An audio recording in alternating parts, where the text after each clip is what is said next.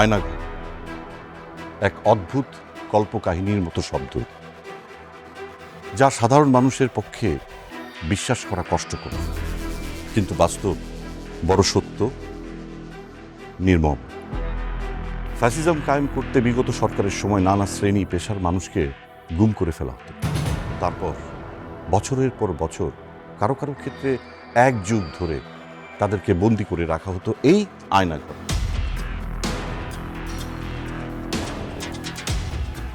Fascist দানবের দয়া হলে কেউ কেউ হয়তো ছাড়া পেত, কিন্তু অধিকাংশই কখনো ফেরেনি। তারা কখনো ফিরবে কিনা কেউ জানে না, যেমন করে জানে না মায়ের ডাকে তুলি রহমান। তুলি রহমানের ভাই বিরোধী দলীয় নেতা সাজিদুল ইসলাম, জাহিদুল করিম তানভীর, আব্দুল কাদের ভুইয়া মাসুম, মাজারুল ইসলাম রাসেল, আসাদুজ্জামান রানা, আল আমিন, এস এম আদনান চৌধুরী ও কাউসার সহ সর্বমোট ৮ জনকে নাখালপাড়া থেকে গুম করে ফেলা হয় ৪ই ডিসেম্বর ২০১৩ সালে।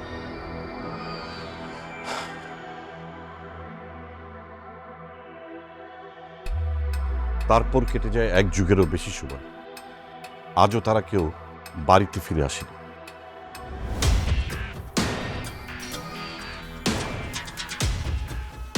বাবা ফিরে আসেনি তার মেয়ের কাছে, সন্তান ফিরে আসেনি তার মায়ের বুকে, ভাই ফিরে আসেনি তার বোনের কাছে। হারিয়ে যাওয়া এই বীর সন্তানদের নিয়েই আমাদের অবতারণা আয়নাঘর। আমি আছি আপনাদের সাথে শাহেদ শরীফ খান।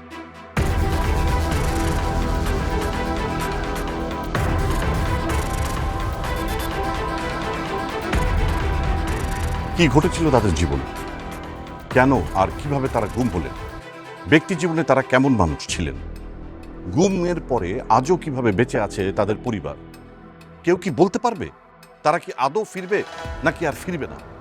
রাষ্ট্র সমাজ এই গুমের কি জবাব দেবে?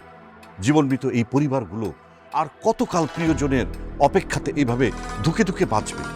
আমাদের উত্তর খোঁজা প্রয়োজন। আমাদের সাথে আপনি উত্তর খুঁজে নেবেন, বিবেকের কাছে প্রশ্ন করবেন, এ কোন বাংলাদেশে ছিলাম আমরা ১৫টা বছর? এমন বাংলাদেশকে আমরা চেয়েছিলাম? পারবে কি জবাব দিতে রাষ্ট্র? পারবেন কি জবাব দিতে আপনি?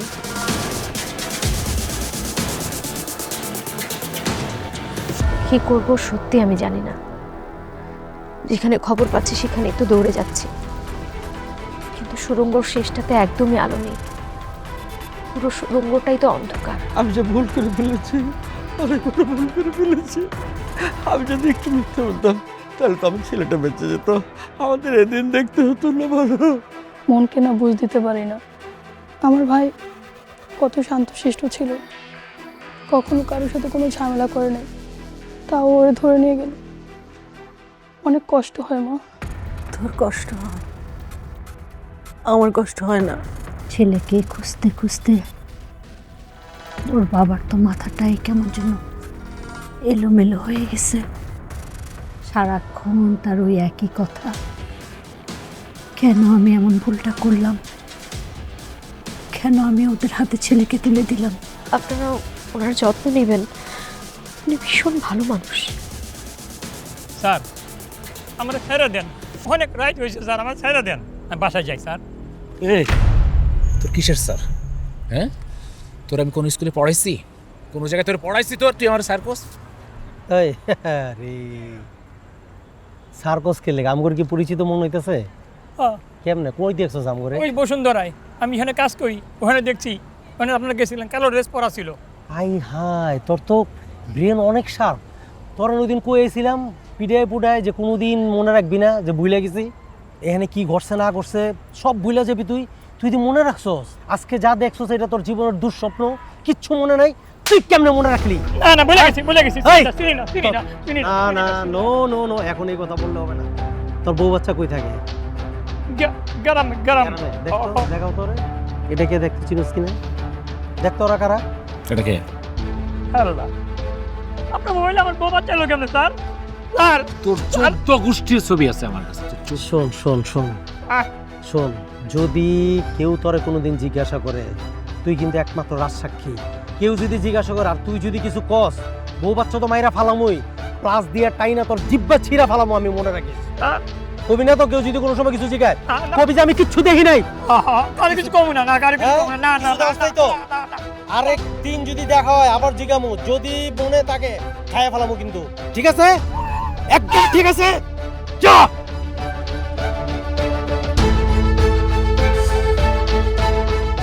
উফ, ওরে নিয়ে খুব টেনশনে আছে।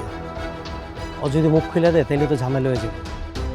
ওরে এবার দিন যেখানে পাবো না, ওরে ইচ্ছা মতন ফিটাবো, ওরে কান মোটে ফিটাবো আমি। এক কাজ করুন, স্যারের সাথে কথা বললা দেখি ওরও সিস্টেমে ফেলাই দেওয়া যায় কিনা। স্যার যদি অনুমতি দেয় ওরও খাইয়া ফেলাম। ঠিক আছে, ঠিক আছে, চলো। اللهم آمين. ربنا آتنا في الدنيا حسنة وفي الآخرة حسنة وقنا عذاب النار. يا الله رب العالمين,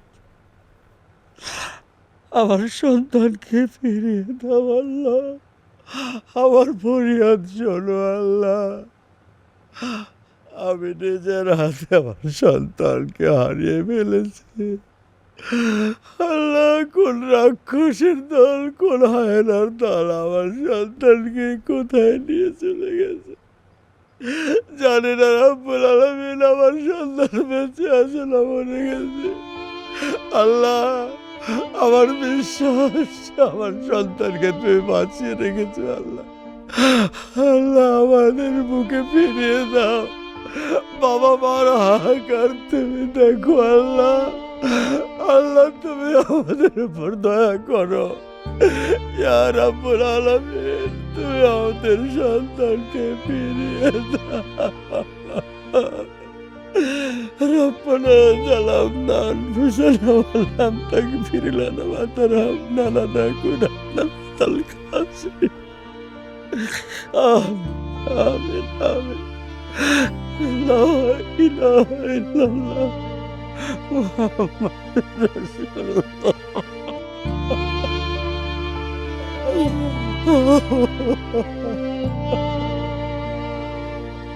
আমার স্বামীকে আপনাদের বাহিনীর লোকেরা তুলে নিয়ে আসছে।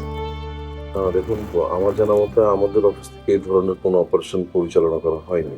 শুনুন, এই কথা বললে কিন্তু হবে না, আমার ছেলেটাকে ফেরত দিতে হবে স্যার।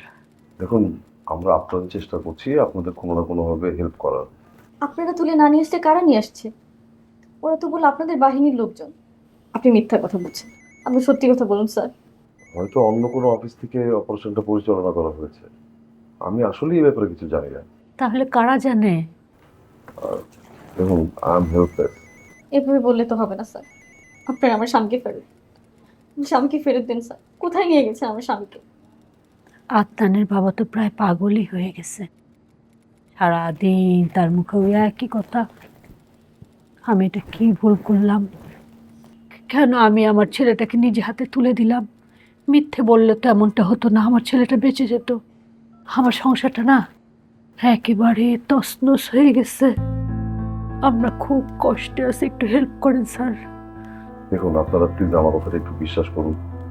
আপনারা অনেকেই আমার কাছে আসেন, কিন্তু আমি আপনাদের কোনো জবাব দিতে পারি না। আমার নিজের কাছে খুব খারাপ লাগে। আমি ইদানিং রাতে ঘুমোতে পারি না। ঘুমোতে গেলেই আপনাদের অসহায় মুখগুলি আমার চোখের সামনে ভেসে ওঠে। বিলিভ মি, আমি যদি আপনাদের কোনো হেল্প করতে পারতাম তাহলে সবচেয়ে বেশি খুশি আমিই হতাম, but I am really helpless. এভাবে বলবেন না স্যার। কোনো না কোনো ভাবে আমার স্বামীকে ফেরত দিন। আমাকে বাঁচান স্যার, আমার স্বামীকে বাঁচান। দেখুন, আমি যদি সত্যি আপনাকে বাঁচাতে পারতাম বা আপনাদের কোনো কাজে আসতে পারতাম, আমি তাহলে আপনাদের হেল্পটা করতাম। এই অফিসের কোথায় আমার স্বামীকে আটকে রেখেছে সত্যি করে বলেন স্যার। আচ্ছা, তাহলে আপনারা একটা কাজ করুন, এই অফিসটা পুরোটা একটু ঘুরে দেখুন।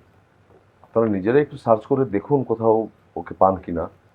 বাট আমার দৃঢ় বিশ্বাস খোঁজাখুঁজির পর আপনারা হতাশ হবেন। আমি আসলে সত্যি কথাই বলছি। একটা কথা জিজ্ঞাসা করি স্যার? জি করুন।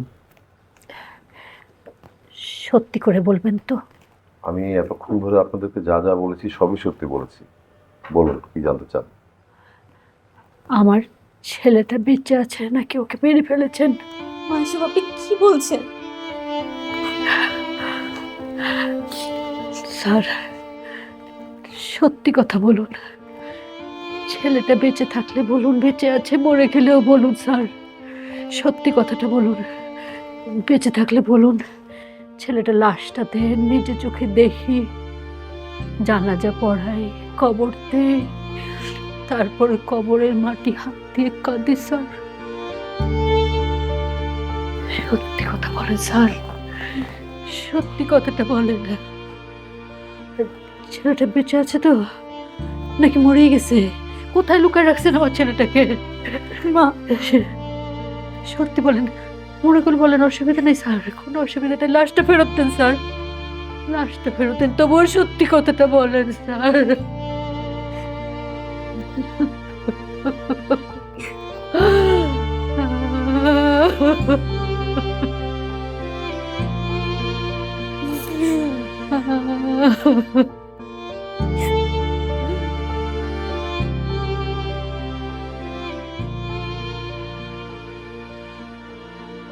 এভাবেই পুরো পরিবারগুলি অসহায় হয়ে পড়ে, পাগলের মতো খুঁজতে থাকে তাদের গুম হয়ে যাওয়া স্বজনদের। প্রতিটি প্রশাসনের দ্বারে দ্বারে তারা ঘুরে বেড়ায়, কিন্তু কোনোভাবেই কিছু হয় না। কেটে যায় মাসের পর মাস, বছরের পর বছর। তারা বিভিন্ন স্থানে গিয়ে বলতে থাকে, আপনারা আমাদের স্বজনদের খোঁজ দিন, না হলে লাশ দিন, একটা কিছু দিন। কিন্তু সেই খোঁজ কখনো মেলে না। আম্মু, আমার খিদা লাগছে।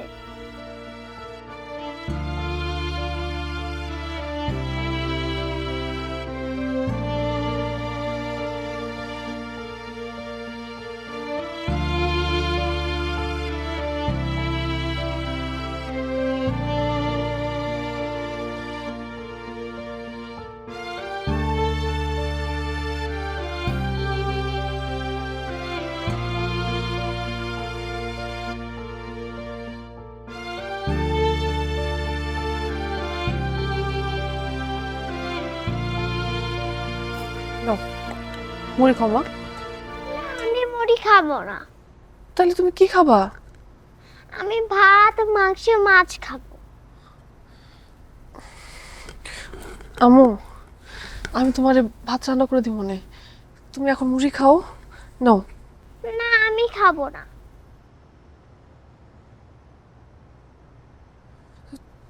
তোমার আব্বু আমার ফোন করছিল জানো, আমার ফোন করে কইছে তুমি যদি মুড়ি খাও তাহলে সে তাড়াতাড়ি বাড়িতে চলে আসবে।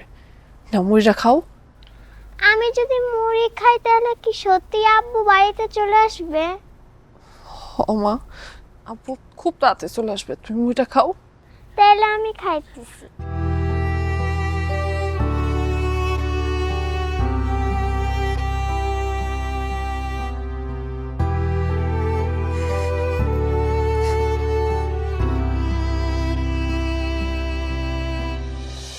কি বলতে চাও তুমি? স্যার, ওরা প্রতিদিন আমার কাছে জিজ্ঞেস করতে আসে, আমি কোনো জবাব দিতে পারি না। তোমাকে আনসার করতে কে বলেছে? স্যার, আমাকে যদি এসব কথা রেগুলার এসে জিজ্ঞেস করে আমি কি করব? অফিসে ঢুকতে দেবে না? অফিস থেকে বের করে দেবে? স্যার, ওদেরকে যদি অফিসে ঢুকতে নাও দিই, ওরা অফিসের সামনে বসে থাকে অসহায়ের মতো, ভিড় করে থাকে। তোমার লোকজন দিয়ে তাড়িয়ে দেবে। আমি সরি স্যার, আমি এতটা রুড হতে পারবো না। কি বলতে চাও তুমি? স্যার, আপনাদেরকে কোথায় রেখেছি? জানি না। স্যার, আপনি কিন্তু সেদিন অপারেশনের জন্য গাড়ি নিয়ে বের হয়েছে। কথা পেঁচিও না, ঠিক আছে? এসব কিছু বলা যাবে না। স্যার, প্লিজ ওদেরকে ছেড়ে দিন। তোমার কথা মতো। স্যার, স্যার অ্যাটলিস্ট ভিক্টিমের পরিবারগুলোর দিকে তাকিয়ে হলে ওদেরকে ছেড়ে দিন। এখানে ইমোশনের কোনো জায়গা নেই, সেটা তুমি খুব ভালো করে জানো। আর আমাকে ইমোশনাল ব্ল্যাকমেল করার চেষ্টা করো না। স্যার, আমি মোটেও আপনাকে ইমোশনাল ব্ল্যাকমেল করার চেষ্টা করছি না। স্যার, সুমনের মা, আদনানের মা, রাসেলের মা, বাকি সব ভিক্টিম, মোট 8 জন ভিক্টিমের পরিবারের সব সদস্যের সাথে আমার কথা হয়েছে। স্যার, ওরা সত্যি নিরপরাধ। ওরা প্রতিদিন কাঁদে স্যার। আমার ভালো লাগে না, আমি আস্তে আস্তে একটা মেন্টালি ট্রমার মধ্যে চলে যাচ্ছি। ওদেরকে প্লিজ ছেড়ে দিন স্যার। তুমি এখন আসতে পারো, আমি বেরোবো। Sir, sorry to say that, আপনি কিন্তু কাজটা ভালো করছেন না, আমাদের বাহিনীর নাম খারাপ করছেন। কোনটা ভালো আর কোনটা মন্দ সেটা তুমি আমাকে শিখাতে এসছো। যাও তুমি এখন আসতে পারো। স্যার আপনাকে একটা কথা বলি, মনে রাখবেন এমন একদিন সময় আসবে দেখবেন সব কিছু কিন্তু বিচার হবে স্যার। হ্যাঁ আপনার হয়তো কিছু হবে না, কারণ আপনি অনেক পাওয়ারফুল অফিসার, কিন্তু এসে যাবো আমরা সাধারণ সার্ভিস হোল্ডাররা যারা এই বাহিনীতে যোগ দিয়েছিলাম জনসাধারণের উপকার করবার জন্য।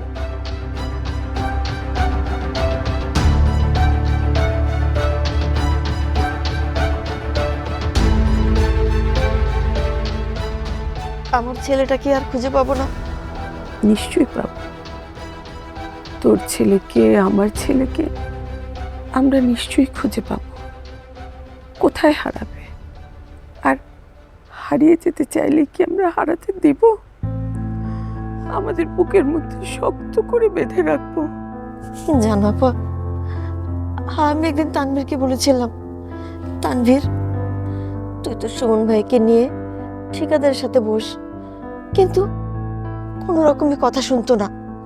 এই অজুহাত সেই অজুহাত দেখাতো। আমিও রোজ রোজ বলতাম। তারপর একদিন রেগে যে বলে, মা তুমি আমাকে এত পেন দাও কেন? আরে মানিক আমার, আমি আর কোনোদিন তোকে পেন দেব না। আমার কাছে ফিরে আয় বাবা, আমার বুকে ফিরে আয়। ফিরে আসবে, নিশ্চয়ই ফিরে আসবে ওরা। আচ্ছা আপা, এখন আমরা কি করব? কোথায় যাব? কার কাছে যাব? চলো না আপা, আমরা প্রধানমন্ত্রীর কাছে যাই, তার সাথে যে কথা বলি। সেই তো এই কাজ করেছে। আমার ছেলে নাখালপাড়ায় থাকে, মিটিং মিছিল করে, সব কিছু গুছিয়ে রাখে। আমাদের নাখালপাড়ার বাড়ির পাশের মাঠের ওপাশেই প্রধানমন্ত্রীর অফিস। আমার ছেলের মিছিলের গলা নাকি তার কানে যায়। সে বিরক্ত হয়, বলে কে এত হাঙ্গামা করে, কে এত চিৎকার করে, গুম করে দাও তাকে। তার কারণেই আমার ছেলেটাকে গুম করে দিল রে। তুই ভাবতে পারিস মানুষ এত পাষণ্ড হয়? শুধুমাত্র এই কারণে আমার ছেলেটাকে গুম করে দিল। আচ্ছা আপা, উনি তো একজন নারী, উনি তো একজন মা, কেমন করে পারলো এতগুলো মানুষকে গুম করে ফেলতে? কেমন করে পারলো অতগুলো মায়ের বুক খালি করে ফেলতে? আমি জানি না রে, আমি জানি না। এটা কি করলাম আমি কেন মিথ্যা কথা বললাম না? মিথ্যা কথা বললে তো আমার ছেলে আমার থাকতো। ওরা তো বললো, কত ভদ্রভাবে বললো দিয়ে যাবে ফেরত, দিল না আমার ছেলেকে। বাবা, এই যে পানি। পানি কেন? আমি চাইছি খাবো। হ্যাঁ হ্যাঁ।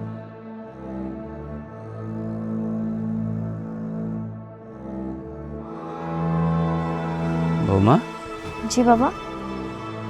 আদনান বাড়িতে আছে? বাবা কি বলছেন এসব? নাই, আমি তো দেখলাম এখনই এদিক দিয়ে ঘুরে, কোন দিক দিয়ে ঘুরে ঘরে গেল। বাবা এসব কি বলছেন? কি হয়েছে আপনার? আমার না না, আমার কিছু হয়নি। মনে হয় তোমাদের কথা ভুল হচ্ছে। আমি ঠিক আছি, আমি আদনানকে দেখলাম। বাবা আদনান তো আজকে অনেক দিন ধরে নিখোঁজ। হ্যাঁ তাই তো, আসেনি তো, নিখোঁজ আমার ছেলে, আমার ছেলে নিখোঁজ। ইস মা গো, আমাকে মাফ করে দাও মা, আমার বড় ভুল হয়ে গেছে। আমার ভুলের কারণে তো আজকে ছেলেটা কিছু তাই। বাবা আপনি একদম চিন্তা করবেন না, আমার মন বলছে আদনান খুব তাড়াতাড়ি ফিরে আসবে। আপনি দেখেন আদনান ফিরে আসবে। আমার আদনান ফিরে আসবে? না মা, আমাকে তুমি মাফ করে দাও মা, আমার ভুল হয়ে গেছে। তো তোমার কথা যদি শুনতাম সেদিন, তাহলে তো আমার ছেলে হারাতো না। আমার ছেলে তো যেতে চায়নি, তুমিও যেতে দিতে চাওনি, আমি তো জোর করে দিলাম। যা যা বাবা যা। বাবা এইভাবে বললেন না, আপনি মুরব্বী মানুষ, আপনি আমার কাছে কেন মাফ চাইবেন? হ্যাঁ হ্যাঁ তাই তো, আমার ছেলে, মিথ্যে বললাম না আমি, আমার ছেলেকে আমি পাঠিয়ে দিলাম, আমি আমি আমি আমি পাঠিয়ে দিলাম। ওরা যে বললো ফেরত দিবে আমাকে? আপনি শান্ত হন ও যা, বাবা, আদনান চলে আসবে। হ্যাঁ চলে আসবে তো। চলে আসবে। আমার ছেলে কই? আদনান, আদনান, আমার ছেলে, আমার ছেলে।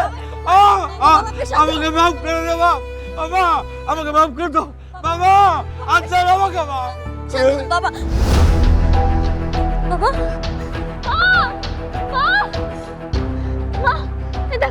দেখেন বাবার কি হয়েছে, ও কথা বলতেছে না। কি হয়েছে বাবা, কি হয়েছে মা তোমার বাবার? বাবা হয়েছে কি হয়েছে? বাবা কথা বলে। বাবা কি হয়েছে? বাবা,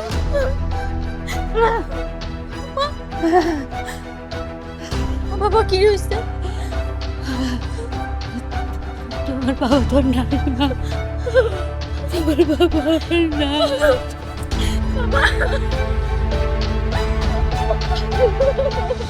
সত্যি স্যার, আমি কারো কিছু কইনি। আপনাকে অনেক লোকে আমাকে থ্রেট দিছে, কারো কিচ্ছু বলি নাই স্যার।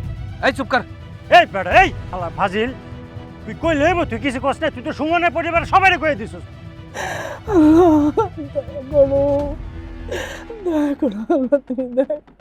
সাহস রাখো মা, তুমি এখন এই পরিবারের ভরসা, তোমাকে সাহস হারালে চলবে না। বাবা নাই, আদনানও নিখোঁজ, আমরা কি নিয়ে বাঁচবো বাবা? হাসে আপনি আমার স্বামীর সাথে দেখা করে দিতে পারবেন? কর না, কি কর লাগবো কর। তোমার দেখে আমার খুব মায়া লাগছে, তুমি 20,000 টাকা নিয়ে আসো। এখন তো পরিস্থিতি খুব খারাপ, বুঝতেই পারছেন, মানে এই সময়ে স্ট্রেস পাওয়া খুব ডিফিকাল্ট। কোথায় আছে এটা খুঁজে বের করতে হলে আমাদের অনেক ধকল আছে। এসব কাজের জন্য আসলে কিছু অনেক খরচপাতি হয় আর কি, এটা তো বোঝেনি। 1,050 টাকা খরচ হয়ে যাবে আর কি।